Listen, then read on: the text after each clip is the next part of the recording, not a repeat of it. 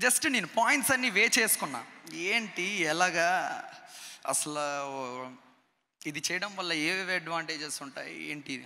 ఇండస్ట్రీలో ఈ మధ్య సెలబ్రిటీల నిజ స్వరూపాలు బయటపడుతున్నాయి. నిన్నటికి నిన్న జానీ మాస్టర్ తనను వేధించాడని ఓ కొరియోగ్రాఫర్ మీడియా ముందుకొచ్చింది. ఆ వ్యవహారం కొనసాగుతూ ఉండగానే ఇప్పుడు మరో బ్లాస్ట్ పేలింది. ప్రముఖ యూట్యూబర్ హర్ష సాయి మీద కేసు నమోదైంది. యూట్యూబ్లో దాదాపు 14 మిలియన్ ఫాలోవర్స్ ఉన్న హర్ష సాయి బెట్టింగ్ యాప్స్ను ప్రమోట్ చేసి 2 చేతులా సంపాదిస్తున్నాడు అంటూ ఆరోపణలు అయితే ఎదుర్కొన్నాడు.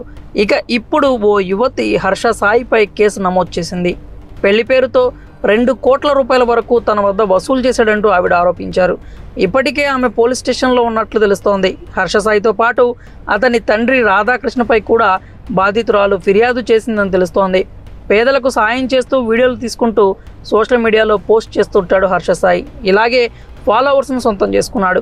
హర్ష సాయి హీరోగా ఈ మధ్య ఓ సినిమా కూడా మొదలైంది. అతనే సొంతంగా ఓ కథ రాసుకొని స్వీయ దర్శకత్వంలో హీరోగా నటించిన చిత్రం మెగా. అప్పట్లో టీజర్ను కూడా విడుదల చేశారు. అయితే ఆ సినిమాకు నిర్మాత ఎవరో కాదు, Bigg Boss fame Mitra Sharma. Bigg Boss ఓటీటీలో పాల్గొన్న మిత్రా శర్మ నిర్మాతగా మారి హర్ష సాయితో సినిమా అనౌన్స్ చేసింది. ఇక హర్ష సాయి గురించి ప్రత్యేకంగా చెప్పాల్సిన అవసరం లేదు. యూట్యూబ్ ద్వారా సెన్సేషన్గా మారాడు. తన కంటెంట్తో ఎన్నో లక్షల మంది అభిమానులను సంపాదించుకున్నారు. పేదవాళ్లకు సాయం చేస్తూ తెలుగు రాష్ట్ర ప్రజలకు బాగా దగ్గరయ్యారు. అయితే కొన్నాళ్ల నుంచి హర్ష సాయి వివాదాల్లో చిక్కుకుంటూ వస్తున్నాడు.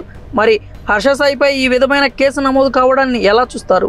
మీ అభిప్రాయాలను కామెంట్స్ రూపంలో తెలియజేయండి. నిజమే కదా, మనం ఎక్కువ ఇవ్వాలంటే మనకు ఎక్కువ డబ్బులు కావాలి, లేకపోతే ఎలా అవుతుంది.